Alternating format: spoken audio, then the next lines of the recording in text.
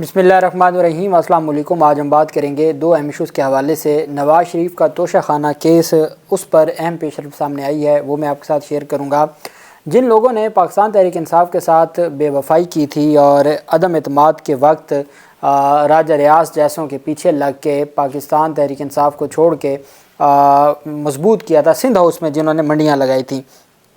उनके साथ जो हशर हो रहा है और उनको नून लीग ने भी टिकट देने से, उनमें से काफ़ी को नून लीग ने टिकट देने से इनकार कर दिया है, उसकी तफसील भी मैं आपके साथ शेयर करूंगा। और साथ हम चीफ़ जस्टिस ऑफ पाकिस्तान की जानिब से एक बड़ा फ़ैसला सामने आया है, उसके ऊपर भी हम बात करेंगे। सबसे पहले तो मैं आपको बताता चलूँ कि एक बड़ी गिरफ़्तारी हुई है, एक बड़ा स्कैंडल है Benazir Bhutto income support programme में,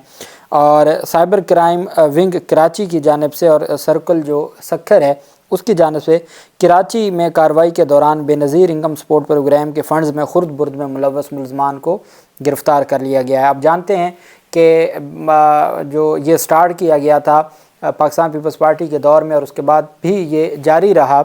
तो इसमें मुख्तलिफ़ टीचर्स थे, मुख्तलिफ़ सरकारी मुलाजमीन थे जिन्होंने अपने आप को और चूँकि ये आसिफ जरदारी और पाकिस्तान पीपल्स पार्टी ने शुरू किया था ये जो प्रोग्राम था बेनज़ीर भुट्टो प्रोग्राम, तो वो उन्होंने अपने लोगों को ही नवाजा था। उनको पता था कि ये जो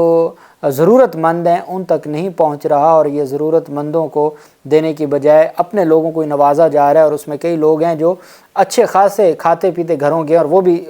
इस तरह के जो मुख्तलिफ़ प्रोग्राम थे। वो आपको याद होगा जो एहसास प्रोग्राम था इमरान खान का, डॉक्टर सानिया निश्तर ने उसके ऊपर बड़ी वर्किंग की थी और मैक्सिमम वो जो लोग ज़रूरतमंद थे उन तक पहुंचा था। लेकिन जो जरदारी दौर में ये बेनज़ीर भुट्टो इनकम प्रोग्राम शुरू हुआ था, इनकम सपोर्ट प्रोग्राम, उसमें बहुत ज़्यादा वक्तन फ़वक्तन जो चेयरपर्सन थी बेनज़ीर भुट्टो प्रोग्राम की, उसके ख़िलाफ़ भी नैब का रेफरेंस बना था। आप जानते हैं कि डॉक्टर सानिया निश्तर के ख़िलाफ़ आज तक कोई केस नहीं बना, क्योंकि जो फ़ंड्स थे रियासत पाकिस्तान के, अवाम पाकिस्तान के लिए, उसमें कोई खुर्द बुर्द नहीं हुई थी। FIA तर्जमान के मुताबिक मुलज़िम मेहताब अली को कराची से गिरफ़्तार किया गया है। मुलज़िम की गिरफ़्तारी के लिए मुतअद्दिद बार पहले भी छापामार कार्रवाइयाँ की गई थी। मुलज़िम ने बेनज़ीर इनकम सपोर्ट प्रोग्राम के रजिस्टर्ड मुस्तहिकीन के लिए जारी फ़ंड्स में खुर्द बुर्द की।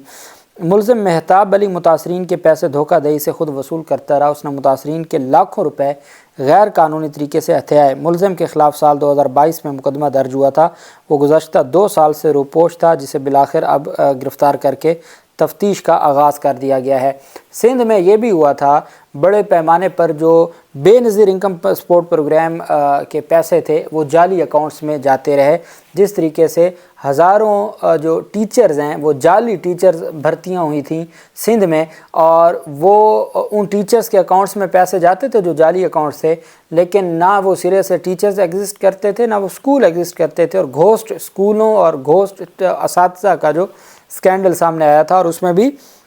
यही लोग मुलव्वस थे। और इन्होंने वहाँ पर जिस तरीके से गरीब आवाम का खून निचोड़ा, उसकी कोई मिसाल नहीं मिलती। और हमेशा इनकी जानिब से सिर्फ़ एक ही काम किया जाता है कि हर सूरत अपने अकाउंट्स भरने हैं वो जाली अकाउंट्स के तरीके से, और फिर उनको पता है 35 अरब रुपए का जाली अकाउंट्स केस बना, किसी ने क्या बिगाड़ लिया, और अदालतों ने घर बैठे उनको ज़मानतें दी। जब ज़मानत की तारीख़ आती थी तो पड़ोस में एक प्राइवेट हॉस्पिटल में जो जरदारी साहब हैं वो वहाँ एडमिट हो जाते थे, और फिर वो तारीख़ गुजर जाती थी, फिर वो घर आ जाते थे बिलावल हाउस में। तो ये सिलसिला है जो बदकिस्मती से जारी रहा है। दूसरी जानिब एक अहम डेवलपमेंट सामने आई है। चीफ़ जस्टिस ऑफ पाकिस्तान ने national judicial automation committee SRNO तश्कील दे दी है। चीफ़ जस्टिस ऑफ पाकिस्तान ने national judicial automation committee SRNO तश्कील देने की मंजूरी दी है। सुप्रीम कोर्ट की जानिब से जारी अलामिया के मुताबिक नेशनल जुडिशल ऑटोमेशन कमेटी की तश्कील नौ का मकसद अदलिया की कारकर्दगी में बेहतरी लाना है। नेशनल जुडिशल ऑटोमेशन कमेटी के सरबराह जस्टिस मंसूर अली शाह होंगे, जबकि जस्टिस मोहम्मद अली मज़हब हाई कोर्ट और शरी अदालत का एक जज भी कमेटी के रुकन होंगे। अलामिया के मुताबिक कमेटी अदालती कार्रवाई और अदालती रिकॉर्ड को डिजिटलाइज करने के लिए काम करेगी, इंसाफ के हसूल में बेहतरी लाने और केस मैनेजमेंट सिस्टम की बेहतरी के लिए मोबाइल एप्लीकेशन मुतारफ़ कराए जाएंगे। National judicial automation committee research और कानूनी अमल में खुददारी خود کاری لانے کے لیے مصنوعی ذہانت کی ٹیکنالوجی متعارف کرائے گی۔ National judicial automation committee national judicial policy making committee کی ذیلی کمیٹی ہے۔ National judicial policy making committee کے چیئرمین چیف جسٹس قاضی فیاض عیسیٰ صاحب خود ہوں گے، چونکہ ہمارے ہاں بدقسمتی سے ٹیکنالوجی کا استعمال نہیں ہوا، یہ اب آ کے الاؤ کیا گیا ہے۔ جیسے اگر ہمارے کیسز ہوتے ہیں سپریم کورٹ آف پاکستان میں اسلام آباد میں، تو یہاں درخواست دی جاتی ہے، لاہور رجسٹری میں وکیل بیٹھتا ہے،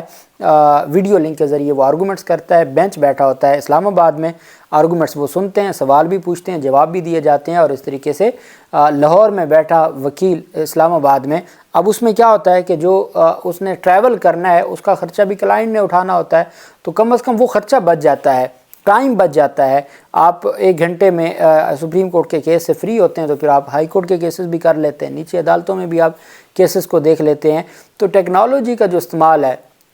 پھر ابھی تک تو صرف ایک میسیج سسٹم ہے، جیسے لاہور ہائی کورٹ کا میسیج ہے کہ ہمارے نمبر رجسٹرڈ ہیں، جیسے ہمارا کیس سماعت کے لیے مقرر ہوتا ہے ہمیں میسیج آ جاتا ہے۔ اسی طرح ایپ ہے ہائی کورٹ کی، تو اس میں جو نوٹیفیکیشن آ جاتا ہے کہ آپ کا فلاں کیس فلاں جج کے پاس فلاں نمبر پہ لگ گیا ہے۔ تو یہ چیزیں ہیں جو سہولت دیتی ہیں، لوگ اپنے گھروں میں بیٹھے ان کو پتہ چل جاتا ہے کہ آج ہمارا کیس لگا ہے یا نہیں لگا۔ تو with the passage of time, اگر جو انٹرم آرڈرز ہیں وہ بھی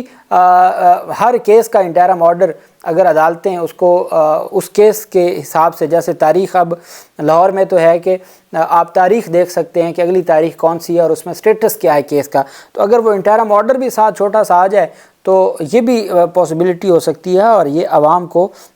جو سہولت ہو سکتی ہے، اور وہ عدالتوں کے چکر لگانے یا چند ایک وہ وکلا جو اپنے کلائنٹس کے ساتھ فراڈ کرتے ہیں، انہیں غلط بیانی کرتے ہیں، کیس کچھ چل رہا ہوتا ہے ان کو کچھ بتاتے ہیں، تو وہ چیک اینڈ بیلنس بھی کلائنٹ اپنے کیس پر خود نظر رکھ سکے گا۔ اور میں ایک بات کرتا رہتا ہوں کہ جب تک کلائنٹ خود نہیں اپنے کیس پر توجہ دیتا تو وہ کیس کبھی بھی بہتر انداز میں آگے نہیں چل سکتا۔ یہ چیف جسٹس آف پاکستان کی جانب سے ایک احسن اقدام ہے۔ دوسری جانب نواز شریف کے خلاف توشہ خانہ کیس کی سماعت ہونے جا رہی ہے کل، اور 21 کو ان کی اپیلوں پر سماعت ہے، سزاؤں کے خلاف اپیلیں، اور کل 20 کو جو توشہ خانہ کیس کی سماعت ہونے جا رہی، جج محمد بشیر صاحب سماعت کریں گے۔ عدالت نے سرنڈر کرنے پر نواز شریف کا اشتہاری کا سٹیٹس بھی ختم کیا تھا، اور ان کی جو جائیداد ضبطگی ہے اس میں بھی ان کو ریلیف دیا تھا۔ اب اس میں ہونا کیا ہے، یہ وہ کیس ہے جس میں نواز شریف پر یہ الزام ہے 2 گاڑیوں کا، کہ انہوں نے 2 گاڑیاں جو توشہ خانہ رولز میں شامل ہی نہیں ہیں کہ آپ گاڑیاں نہیں لے سکتے، انہوں نے 15% ادائیگی کر کے، اور وہ جو 15% ادائیگی ہوئی وہ بھی نواز شریف نے نہیں کی، وہ بھی جعلی اکاؤنٹس سے اومنی گروپ والوں نے، عبدالغنی مجید اور انہوں نے کی۔ یہ ریفرنس میں لکھا ہوا ہے کہ 15% پر یوسف رضا گیلانی نے بطور وزیر اعظم گاڑیاں دیں نواز شریف کو بھی اور آصف زرداری کو بھی، اور جو 15% پر عمران خان کے دور میں 50% تھا۔ گھڑی جو عمران خان پہ الزام ہے، عمران خان نے 50% دے کے، جس پر 5 مقدمات بن چکے ہیں، 5 بار مختلف مقدمات میں نہل کیا جا چکا ہے صرف توشہ خانہ کی گھڑی کو لے کے۔ تو انہوں نے گاڑیاں لی تھیں، لگژری جو مرسڈیز گاڑیاں تھیں وہ انہوں نے لیں، اور 15% میں دیں، اور وہ 15% بھی جعلی اکاؤنٹس سے پے کیے گئے۔ وہ ان کے خلاف مقدمہ ہے، اور نیب لکھ کے لے آئے گی کہ جی ان کے خلاف مقدمہ ثابت نہیں ہوتا، اور حتیٰ کہ مریم نواز کے وہ جو منصور علی خان کے ساتھ ہے ان کا پروگرام، جس میں وہ خود تسلیم کرتی ہیں گاڑیوں کا بھی، اور وہ جے آئی ٹی میں آفیشیل ڈاکومنٹ ہے جو پاناما جے آئی ٹی میں لکھا ہوا ہے، جس میں انہوں نے باقاعدہ طور پر تسلیم کیا شریف خاندان نے ان گاڑیوں کو، اور اس کے باوجود نیب لکھ کے لے آئے گا کہ جی ان کے خلاف تو کوئی کیس بنتے ہی نہیں ہے، یہ تو بالکل شریف آدمی ہیں، اور ایویں یہ ڈر کے باہر بیٹھے رہے۔ یہ پہلے دن ہی یہ کام کر لیتے جو شہباز شریف کرتا ہے، تو ان کو 4 سال باہر بیٹھنے کی ضرورت بھی نہیں تھی، اور شاید پہلے رجیم چینج ہو جاتا، اور شاید یہ خود ہی شہباز شریف کی جگہ نواز شریف وزیر اعظم بن جاتے۔ دوسری جانب 2022 میں پاکستان تحریک انصاف کو دغا دینے والے اور سندھ ہاؤس میں بولیوں میں بیٹھنے والے، اور جنہوں نے اپنی بولیاں لگوائی تھیں اور جنہوں نے اپنا ضمیر بیچا تھا، انہوں نے چونکہ ان کے ساتھ وعدہ کیا گیا تھا کہ ان کو نون لیگ کی ٹکٹ دی جائے گی، نون لیگ کی جانب سے یہ فیصلہ کیا گیا ہے کہ جو 20 لوگ تھے جو منحرف ہوئے تھے، جن کو پاکستان تحریک انصاف لوٹے کہتی ہے،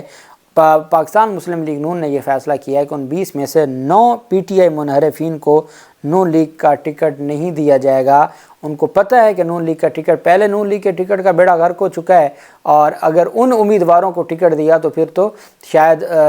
جو اتنے بھی ووٹ نہ ہوں کہ ضمانت بچ سکے، ان کی ضمانتیں ضبط ہو جائیں گی۔ تو مسلم لیگ نون نے فیصلہ کیا ہے کہ جو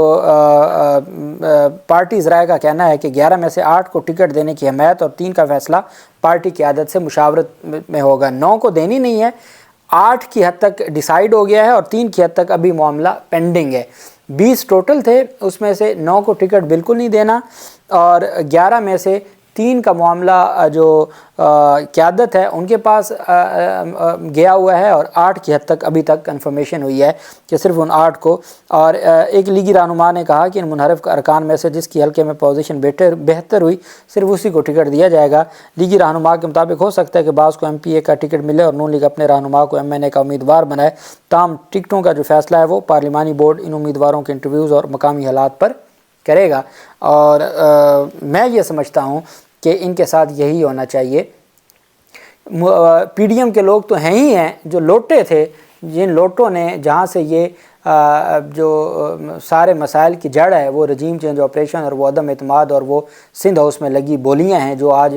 بلاول زرداری بڑے جمہوریت پسند بنتے ہیں اور بڑی باتیں کرتے ہیں، وہ وہاں سے شروع ہوئی تھی جو سندھ ہاؤس بلاول زرداری اور آصف زرداری کا تھا۔ اور وہاں بیٹھ کر جنہوں نے اس وقت نور عالم خان اور ان لوگوں نے وہاں بیٹھ کر جو قوم کے سامنے منہ چڑھایا تھا، اب نہ یہ ادھر کے رہے نہ ادھر کے، نہ گھر کے رہے نہ گھاٹ کے،